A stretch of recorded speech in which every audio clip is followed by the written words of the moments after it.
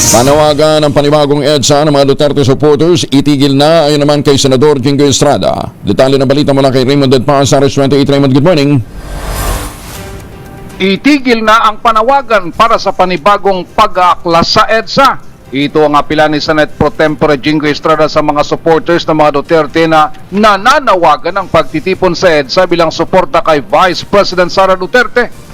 Ayon kay Estrada, tigilan ng mga ganitong panawagan dahil lalo lamang nagdudulot ng pagkati-hati ng mga Pilipino.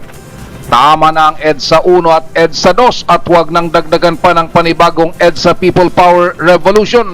Git ng senador, hindi ito ang kailangan ng bansa sa ngayon dahil napakaraming problema na dapat pagtuunan ng pamahalaan. Narito si Senador Jingo Estrada. Tama na yung EDSA 1, tama na yung EDSA 2. Tama na. We don't need that. We don't need that right now. There's a lot of pressing problems in our country that needs to be attended to.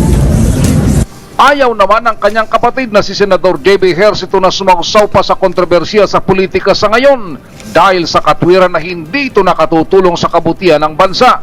Mahirap umunong-umunlad ang bansa sa ganitong sitwasyon at lalo tayong mapag-iiwanan ng ating mga kalapit bansa sa Southeast Asia. Narito si Senador J.B. Ejercito. We wouldn't want to be involved in the political bickerings. No? Basta muna tayo, focus muna sa mga problema. Ang dami nating hahabulin. Iwan na tayo sa ASEAN neighbors. No? Galing ko lang Thailand, kaya recently Malaysia para tayo na pag-iwanan. And all of these bickerings is not gonna help. Ito si RH28 Raymond Dedpaz para sa DZRH. Una sa Pilipinas, una sa Pilipino. Maraming salamat, Raymond.